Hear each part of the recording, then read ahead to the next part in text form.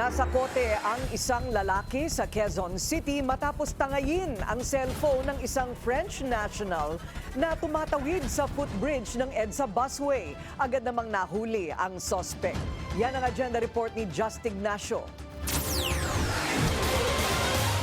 Papunta raw ng mall ang French national na ito nitong Sabado nang hablutin ang kawatan ng kanyang cellphone habang patawid siya ng footbridge sa Quezon Avenue Station sa EDSA busway. Sa gitna ng insidente, hindi naman nag-atubili ang mga tauhan sa istasyon. Ayon sa ulat ng Department of Transportation, Special Action and Intelligence Committee for Transportation, agad na nagbigay ng hudyat ang isang utility personnel habang mabilis naman na rumisponde ang Philippine Coast Guard at ilang CQ.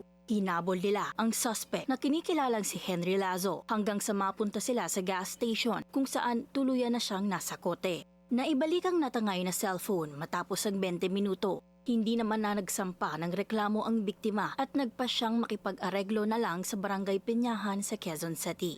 Muli namang binigyang diin ng DOTR SAIC ang importansya ng mabilis na aksyon na kailangan ng public transport at proteksyon sa bawat commuter, lokal man o banyaga. Para sa agenda, Just Ignacio, Billionaire News Channel.